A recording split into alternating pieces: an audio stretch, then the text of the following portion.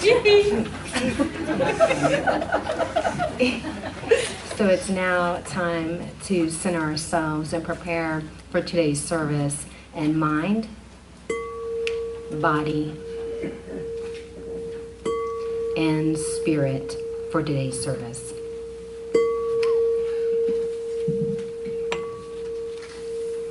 Today's reading is Joyous Living, Living in Gratitude, Mirror, Mirror by Petra Welds and Christian Sorensen from the Joyous Living Journal. How much of what you complain about in another person is actually a projection of what you yourself do? We often project onto another our own suppressed or unconscious feelings and beliefs. Spiritual maturity seeks to understand what is triggered within you that produces the feelings of blame, shame, anger, or withdrawal. Seeing yourself clearly allows you to admit and own a way of believing or behaving, which then allows you to change it. In turn, this allows you to see the other person more clearly and with more loving eyes. So if you can now take these words into that sacred place for a few minutes of contemplation.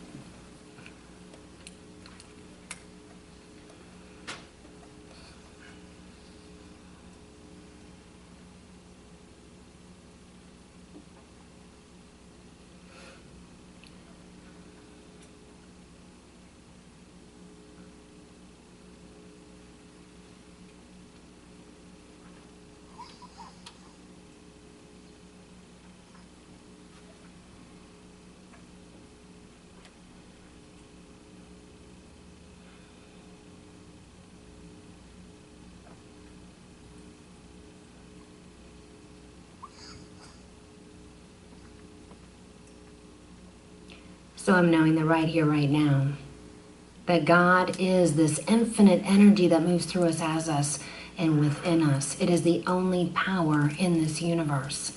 It is a power that is indwelling within every cell of our body, mind, and spirit. We are here with divine design and by divine appointment at this time together to celebrate our own life, to celebrate who and what we are, as we are these divine children of God. And so I know that that same power is divinely orchestrating this whole entire service with the music ministry, Reverend Cece's sermon that is being heard and being felt through us, as us, and through our children's church. I know that we are absolutely uplifted with this divine power of God. And so I say, thank you, God. And together we say, and so it is.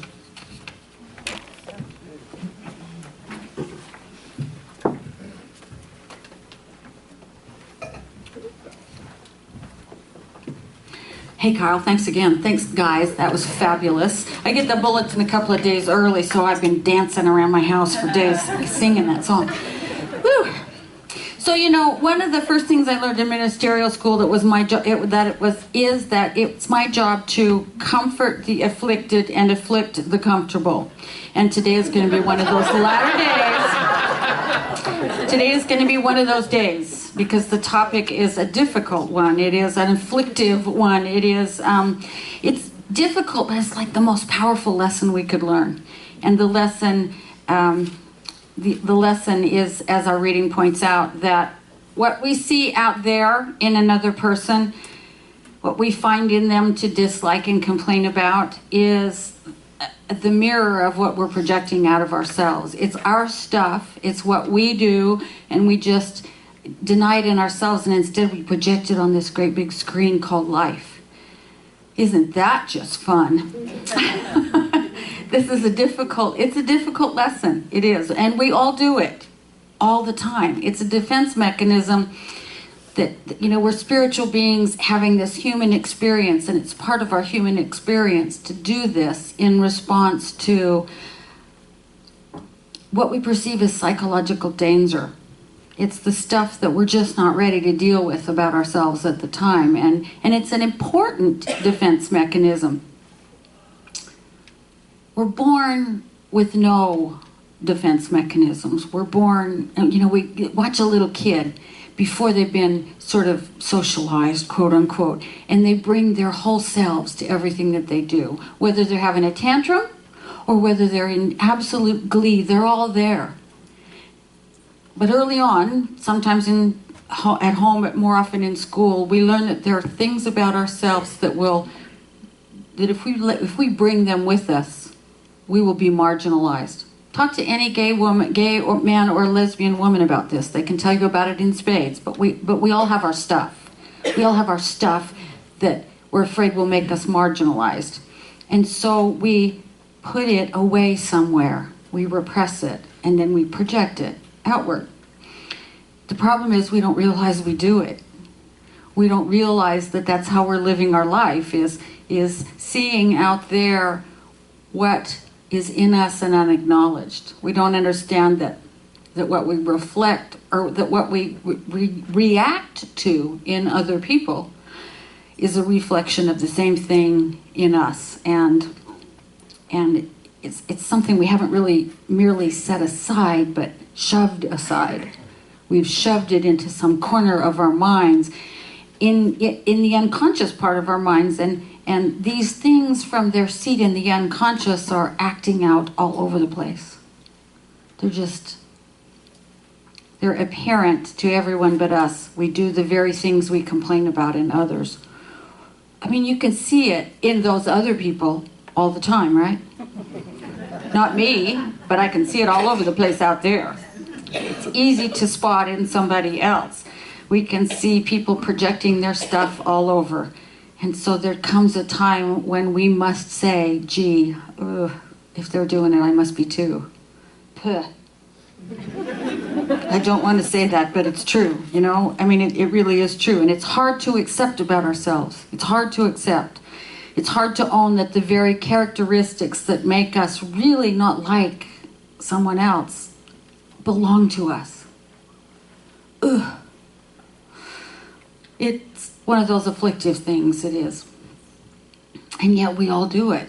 We all do a lot of it. And until we're ready to accept it and learn from it and change the way we feel about ourselves, or change the things that we don't no longer want about ourselves, we live our lives based on misperception. You know? I mean, think about it. You meet somebody for the first time, and there's something about them that makes you take a step back. Right then and there, you're not seeing them, you're seeing your projection of them. And you know what that means. If we decide we don't like somebody, what do? We look for further reasons to not like them, don't we? We gather evidence. We do. We do. And so we walk away from this person having decided that they are not worthy of our attentions, and we don't even know who they are, because all we've done is see our projection of them. I never really realized that until I started getting ready for this talk and thinking deeply about my own ability to project and then rationalize the projection. And I thought, wow, I'm not even hearing what that person is saying except through my own filter. I'm not even seeing what they're doing except through my own filter of perception. I don't know who they are. Amazing. We live our lives based on those misperceptions. We never hear them from their beingness, but only through our stuff. So we don't like them when we don't even know who they are. Somehow this doesn't make sense to me. Our impression, if we've allowed a real impression in, is even then mixed with our perception. And our feelings and our perceptions cause us to do certain things. And so our actions are based on misperception, and our whole interaction with the person is distorted and not based in reality at all. We create conflict with people and objects because we have not come to terms with what it is in us that we're projecting. And we have the same problem. I don't know about you, but I know this is true for me. You know, I have the same problem with people over and over and over again. I wonder why that is. Maybe because it's mine. Maybe because it's something in me that I'm projecting out on the world, and I continue to have the same issue over and over and over again. For example, if we are intolerant of our own lack of discipline, we will see it everywhere, and we will say, that person doesn't have any discipline, and neither does that one, and boy, that one over there, she has no discipline, blah, blah, blah, blah, blah. If we believe that we are not worthy, we will project onto even inanimate objects. Computers are particularly susceptible to this projection, aren't they? You piece of, it doesn't do what it's supposed to do. And guess whose error that is? Garbage in, garbage out. You know, and we don't think about it. We just kick the computer. Jung said we have imaginary relationships for this reason, because we have a relationship based on what we've projected, not on what's really out there. Imaginary relationships. I went, ooh. I think I have a number of those. I need to start looking into. I've had several imaginary marriages. You know, and then you know what happens after that initial projection wears off. You go, what was I thinking? And then you really have to get down to the work of it. We can't discern someone else's actual words and actions if they're covered over with our projection. We don't even see it. So we misunderstand what they say and do. I kind of add it to our arsenal most of the time. And unconsciously, we even select people who are susceptible to our projection to hang out with. We either make them our friends or our enemies based on their suitability for our projection. We're not even in control of who we're having a relationship with sometimes. And that's why I said it's afflictive, but it's a big deal. It's a big deal that we begin to see ourselves doing this so that we can go back to who we really are and start to see each other for who the other really is. And we experience emotions that are solely in response to our projection, not what's really going on. And we get manipulated by people who have no power over us because we hand them our power in a projection. Sometimes you can even see this when you go home for Christmas or the holidays and you're with your parents and they are exerting their projection that you're their kids, you change, don't you? How many? Yeah. I used to become the youngest kid again. The mouthy one, believe it or not. Me? But, we do that, we kind of give away our power that way. And then we give faulty feedback to people based on our projection on them. It's not who they are at all, it's who we are that we're giving feedback on. It's a very interesting thing. But here's the thing about it. Even though it is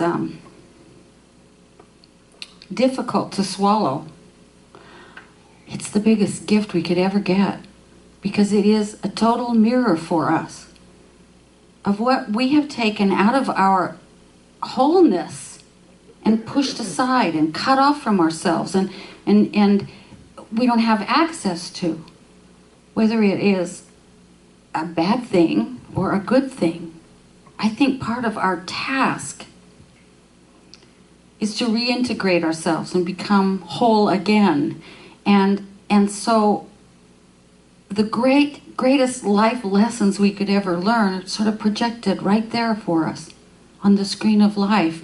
The lessons about wholeness and about integration and about self-love and about acceptance are written so large for us. All we have to do is look in that mirror that life holds up and say, I get it. Somewhere in me this lives. What part of me is responding here, reacting? What part of me is tossing out this picture for me to look at so that maybe I can re-accept it about myself? I really think that's one of the reasons that we're here. So if we can look at those people that really work our nerves, bless their hearts, and ask, what is it here that I'm reacting to? What do I dislike so much here? What part of me is, is this a pattern? Have I been here before? The answer is usually yes. Have I had this reaction to someone before? Can I identify a pattern? Can I name this projection? Can I name this thing that I'm putting outside of myself? You know, the very clearest part is to look at the people that we're very critical of. That is our clearest mirror image. Some of the others are a little more subtle. But that knee-jerk reaction of, ugh, is clear. It's really clear. What in me has to react like this to another part of me? Part of the one in which I live. Where does this negative judgment come from? Where does it live in me? What about me am I not accepting? What part of me have I cast out? What am I being reminded of here? When we find that part of ourselves, we have to be really gentle and really loving, I think, in inviting it back in. You know, we have to be very kind to ourselves when we do this kind of work. We have to ask ourselves the questions in a really gentle voice, like, wonder what little hurt part of me this is. We have to invite ourselves repeatedly to stay open to ourselves in doing this. And one of the things that I found that really helps me is I have a picture of myself when I was in first grade, and I got 4 missing front teeth and these weird glasses, and I think I cut my own hair that week. It's this little teeny picture, and I keep it near when I'm doing this work so that I can remember that it was probably that little 6-year-old or maybe a 4-year-old or a 7-year-old who felt like if she brought her whole self, somebody was going to not like her, or somebody was going to laugh at her, or somebody was going to say, how'd you lose all your teeth, or something like that. And I can look at that little girl and remember how gentle I have to be. You know, I have to be really open and loving and kind in order to reincorporate these things in myself.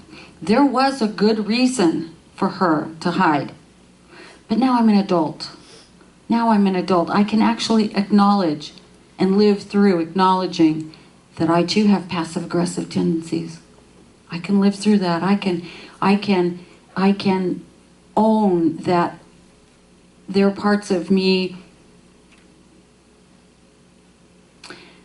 that would probably, you know, I could probably live with better if I were to incorporate rather than just keep seeing them out there.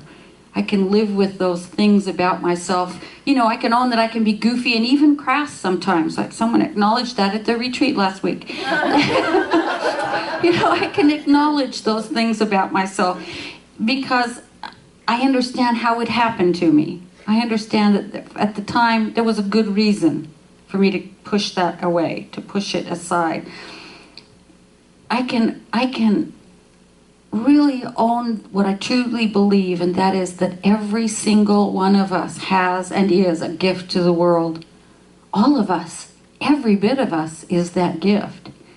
And our difficulty arose because somewhere somebody told us we were too loud or too mouthy or not worthy enough or not lovable enough or something.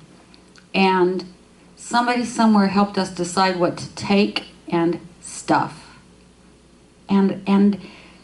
Or somebody taught us in a really painful way a character trait that when we found in ourselves, it was so painful we didn't have any choice but to say, I don't want to be like that. Passive aggressive is mine. You know, my mother was really good at it and it was very painful. But I mean, you grow up learning what you see modeled, right? So when I find it in myself, it's like, ugh, I don't want to do that to anybody else. When I see it out there, it's a sure bet it's coming up in me. And I have to be able to sit down and say, how can I be real about this? How can I be real, state my needs, take care of myself, and not passive aggress all over somebody? And I find that I am really good at justifying. Really good. I can say, I wasn't being passive aggressive. You were attacking me and I had to defend myself. Or I can say, I wasn't yelling at you. I was just responding in the same volume you were speaking to me in. Or whatever it is, I can always find a justification, unless I'm willing to look at that little girl and say, honey, I'm sorry that happened. What can we do now to reunify and make ourselves whole again? And here's the thing. This is probably the hardest to swallow of all. I'm warning you. Take a breath.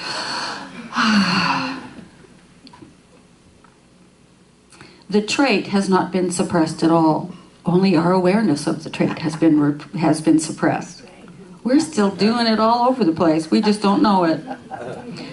You know this is true. Think about those other people that you can spot it in. They're doing it and they don't know it. Oh, Lord, that means I am too.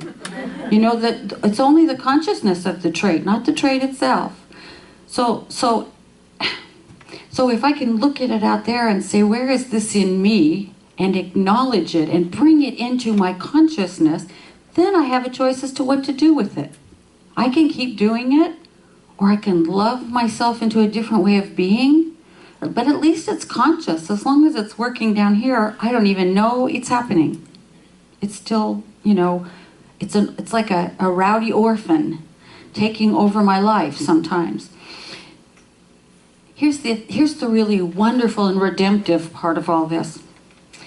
There's just as much beautiful, golden, magical, powerful stuff that we've repressed as there is this other stuff. You know, I know someone who is an amazing woman, huge heart, very capable, very smart, very loving, very kind. Somehow her early life experiences taught her that she didn't deserve love or kindness or health or abundance or whatever. And she projects all of her wonderfulness out on the world but doesn't see it in herself. Think about what happens when that gets reintegrated. What power becomes available to us? Both sides have power. One side is the power of the love and the wonderfulness that we are, and the other side is the power of what lies behind that, all that energy that lies behind hiding out, right? So this work is incredibly fruitful. It's incredibly fruitful because it allows us to acknowledge our power, our beauty, our wonderfulness, our uniqueness, the gift that only we can give. And it also allows us to stop having pretend relationships and to particularly stop having a pretend relationship with ourselves, but to integrate all those parts of ourselves back into wholeness. And I have to tell you that that's what the world needs us to do. Not only are we here to do it as spiritual beings, but that's what the world needs. It needs more of us who are willing to honor and acknowledge and incorporate and be everything that we came here to be, so that we can give the gift that only we can give, so that we can inspire other people to stop shoulding on themselves and be who they are, so that we can help our kids not divide themselves all up into little pieces, some of which are acceptable and some of which aren't, so that we can help our kids remain that whole, pure, integrated being that they were born to be. And so, and you know, maybe that part of it won't work. Maybe part of life itself is to separate all those things off and then come back to bringing them back into ourselves and reintegrating them. I don't know, but I do know that we have to be willing, first of all. We have to be willing to look in that mirror and say, the people in my life are mirrors of my own subconscious. I have to be grateful that the universe, the love of the universe loves me so much. It gives me this great, huge mirror, and all I have to do is look and say, I get it. All I have to do is take that piece of myself that I've tried to sunder and love it and embrace it and make it part of myself again. What a gift that is. What a gift. I mean, that is a huge, huge gift of love. And then I have to, in gratitude, take those parts of myself that I've tried to hide, let them into the embrace of my heart. Remember that little girl who was born whole and integrated and filled with life. And with the tenderest love I can imagine, invite her back into my consciousness. You know, when we do that, then we get to continue to be blessed by the gifts we were given. And we continue to bless each other with the gifts that we were given. Because every one of us has that precious, unique gift. So we continue to bless each other with those gifts. And we have to forgive ourselves for trying to cast them out in the first place. We were doing the best we could at the moment. And we have to forgive ourselves for being so blind as to refuse to try to bring them back in. And we have to say thank you. We have to say thank you for the lessons of the mirror. Some of the most powerful, potent, painful, and wonderful lessons we'll ever get. So right now I invite you to allow your consciousness to enter into that deep interior sanctum, that inner place of quiet and calm and peace. Deep within each one of us is this sanctuary where the spark of divinity lives. The spark of divinity that calls us out of our fragmentation and smallness into our wholeness and beauty and power and wonder. That calls us to be all that we came here to be, to manifest every bit of the divine life that we are here to manifest, to give completely and entirely the gift that only we can give to ourselves and to the world.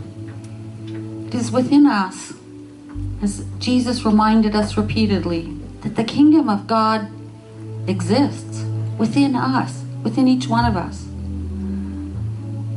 And as we rest in that kingdom, I speak my word for each one of us as manifestations of the divine. I know that each one of us can look in that mirror of life and openly and willingly, with open hearts and open minds, seek that which we have tried to cast aside, invite it back into ourselves, and allow ourselves to become the whole, integrated, amazing manifestations of life that we are. And that we do this in gratitude, knowing deeply, deeply, that this whole setup of mirrors and projections and life, the life of the inside appearing so large on the outside, is a gift of that creative power that loves us enough to make us manifest. So we accept this gift with humbleness and joy and gratitude and welcome it into our lives. We say yes to the mirror. We say yes to its lessons. We say yes to ourselves. And we say yes to life. And for all of this, I say thank you to that infinite power and presence that is, as the song said, everywhere. There's no place it is not. I give thanks for this community, this conglomeration of heroes who are brave enough to look in the mirror, who are brave enough to keep walking this amazing path of spiritual life. I say, thank you, God, for all of it. And knowing that it's already so, I simply release it. Release it into this loving, infinite universe that never says no, but always, always returns to me in the fullness of life. Thank you, God. And we anchor and acknowledge it by saying together, and so it is. Here we go. I am remembering who I am.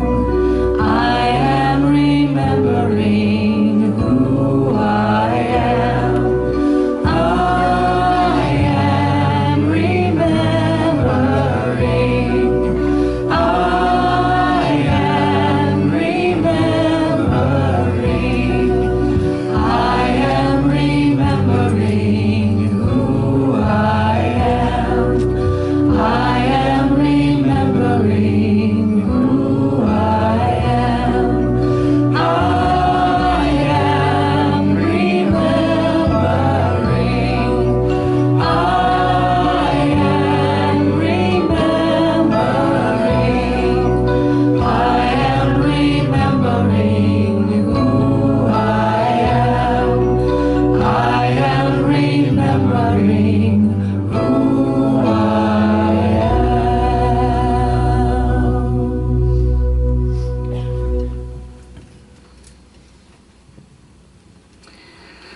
And now let's get ready for our opportunity to give, to support this center and all the work that happens here. And to do that, I'd invite you to just think about the blessings that are present in your life. Think about all those that you love and who love you, and think about your home and your pets if you have them, and your health and your clothing and your automobile and all of these amazing running water, hot showers, all the blessings that we are so fortunate to have. We have richly blessed lives. It is this place of gratitude that says yes to life itself and yes to more good from this infinite supply.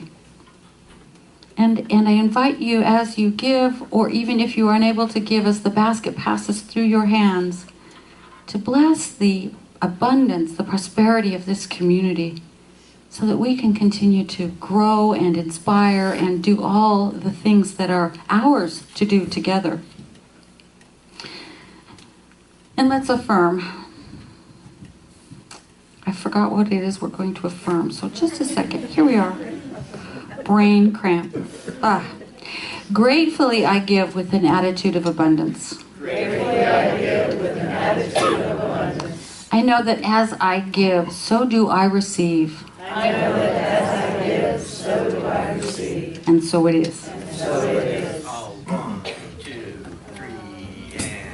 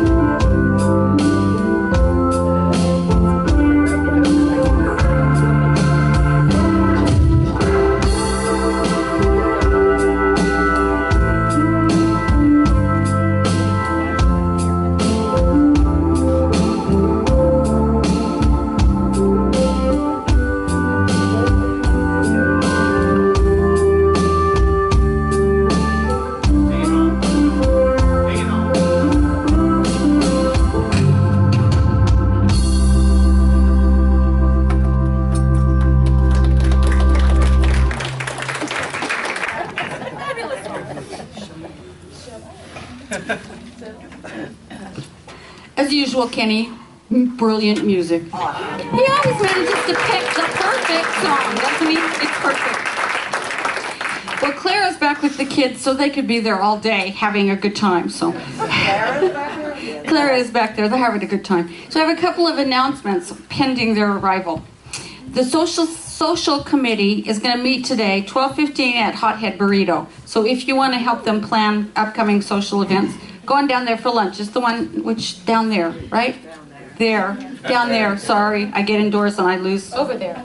all direction. It's just down on Stroop. Hothead Burrito, 12:15. Saturday, November 29th, don't forget, it's the OSU Michigan game. So show up here. You can check with Gary Victor for more information, and we'll have all the details in next week's bulletin. So I was talking to somebody last night, and they said, why do they care anymore? I went, what? What do you mean? So, anyway, so yeah, Saturday, November 29th. There is also a sign-up sheet now on the bulletin board to sign up to bring a side dish for our holiday meal, which is Sunday, December 7th, which is coming right down the pike. We'll do the turkey and ham and tofurkey, and you all can bring the sides. So sign up to bring something. It's always a really wonderful, plentiful, celebratory meal.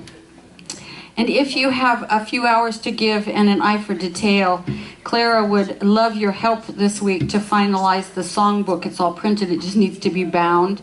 And so if you have some time, you could call her at the office, and she would absolutely be so grateful. Oh, there he is. There's the songbook. Has all the lyrics. Because that way we don't have to print them in the bulletin every week and try and unscramble them and all of that stuff. It'll be a lot easier on all of us. And on the back page of your bulletin insert is a section called Mark Your Calendars. And there's everything that's coming up that we know about is in there. So please check that and make sure that you don't miss anything that you're interested in.